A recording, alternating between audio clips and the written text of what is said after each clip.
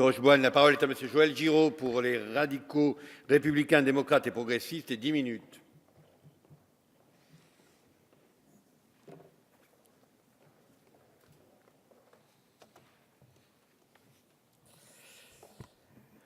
Monsieur le Président, Monsieur le Ministre, Monsieur le Président de la Commission des lois, Madame la rapporteure, mes chers collègues, nous examinons donc maintenant la proposition de loi visant à réprimer la négation des génocides et des crimes contre l'humanité du XXe siècle, présentée par la rapporteure du texte, Valérie Boyer, et plusieurs de ses collègues. Les députés auteurs de cette proposition de loi précisent que l'actualité, et notamment les persécutions contre les chrétiens d'Orient en Irak, constituent déjà un crime contre l'humanité, imposant l'adoption urgente d'une loi permettant d'en pénaliser la négation. Cette proposition de loi viserait également à lever la menace d'inconstitutionnalité pesant sur la loi du 13 juillet 1990, tendant à réprimer tout acte raciste, antisémite ou xénophobe, dite loi Guesso, celle-ci faisant l'objet d'une question prioritaire de constitutionnalité transmise par la Cour de cassation et dont l'audience publique est prévue dans quelques jours, le 8 décembre 2015. Aussi, à titre liminaire, je me demande donc s'il était nécessaire de s'intéresser à cette question une semaine seulement avant la décision du Conseil constitutionnel. N'aurait-il pas été plus pertinent d'attendre les réserves et censures éventuelles du Conseil constitutionnel avant de légiférer afin d'élaborer un texte consensuel, équilibré, répondant à l'ensemble des difficultés juridiques soulevées et permettant la mise en place d'une véritable infraction de négation des crimes de guerre et crimes contre l'humanité? Mais comme vous avez décidé, mes chers collègues, d'examiner cette question dès aujourd'hui, nous répondrons à votre invitation. Ce texte vise donc à étendre les faits permettant la qualification de délit de négation des crimes de génocide et de crimes contre l'humanité. À la seule contestation de crimes de génocide et crimes contre l'humanité, les auteurs de la proposition de loi souhaitent ajouter les faits de banalisation, minimisation grossière ou justification des dits crimes. Pour ce faire, le texte que vous nous présentez contient plusieurs dispositions. L'article 1er tend à insérer un nouvel article 213.6 du Code pénal permettant la création d'un délit de contestation, négation, banalisation, minimisation et tentative de justification de ces crimes, passible de 5 ans de prison et de 45 000 € d'amende. L'article 2 introduit une clause d'irresponsabilité pénale pour des faits de négation, de contestation, de banalisation, de minimisation, etc., résultant de découvertes ou de recherches historiques. L'article 3 prévoit l'application du délai de prescription de droit commun à ce délit de négation, c'est-à-dire que les faits ne pourront plus faire l'objet de poursuites à l'issue d'un délai de 3 ans, mais aussi une soumission aux règles de procédure de droit commun en matière d'action publique. De plus, ce texte introduit des peines complémentaires susceptibles d'être prononcées en cas de condamnation pour contestation, négation, banalisation ou tentative de justification des crimes de génocide ou contre l'humanité. Il est ainsi prévu que le tribunal pourra ordonner l'affichage ou la diffusion de la décision prononcée, l'interdiction totale ou partielle des droits civiques et l'interdiction d'exercer une fonction publique pour l'auteur.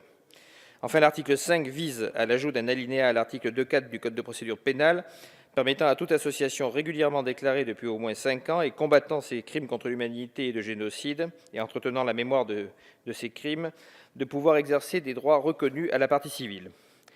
Aussi, nous nous inquiétons du manque de précision des dispositions choisies, mais aussi des infractions concernées.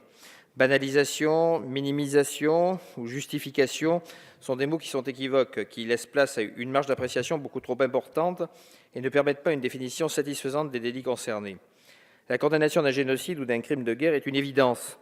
Nous ne pouvons occulter la réalité du génocide arménien, et vous le savez, les radicaux de gauche que je représente aujourd'hui se sont toujours engagés pour la reconnaissance et la condamnation de ce génocide. Mais je m'inquiète des conséquences juridiques que pourrait avoir l'adoption d'une nouvelle loi mémorielle précisant la notion de génocide et pouvant amener à de multiples interprétations.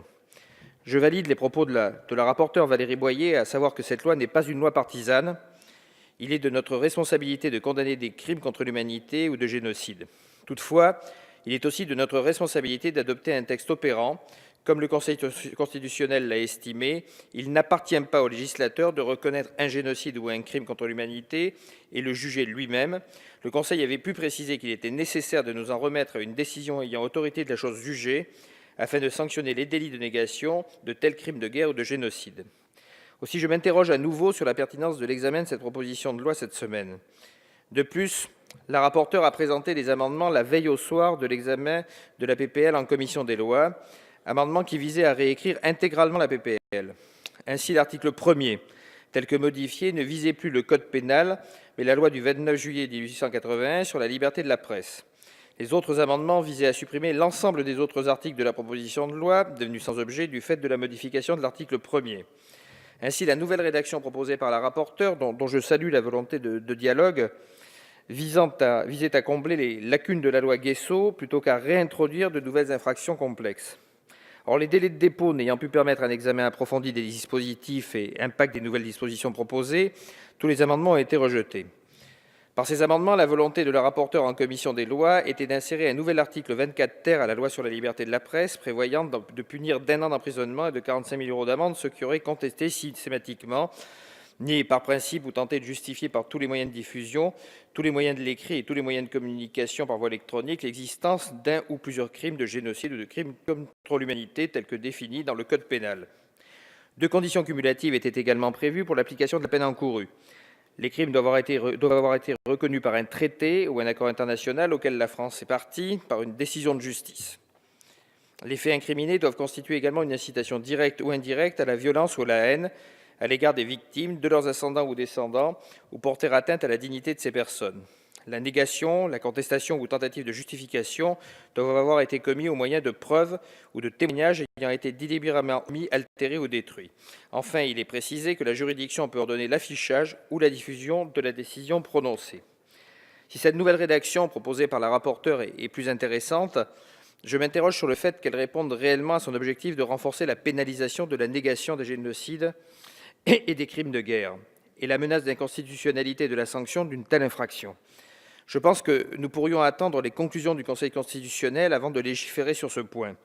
Pour toutes ces raisons, vous l'aurez compris, en l'état de la rédaction du texte, le groupe radical, républicain, démocrate et progressiste préfère s'abstenir sur cette proposition de loi, et il nous semble utile de la retravailler en commission, de sorte que ce thème qui doit nous rassembler sur tous les bancs puisse être adopté à l'unanimité. Car se souvenir d'eux est nécessaire, plus encore c'est un devoir, parce que là où il n'y a plus de mémoire, cela signifie que le mal tient encore la blessure ouverte. Cacher ou nier le mal, c'est comme laisser une blessure continuer à saigner sans la penser. Merci. Merci, Monsieur Giraud. La parole est à Monsieur Hugues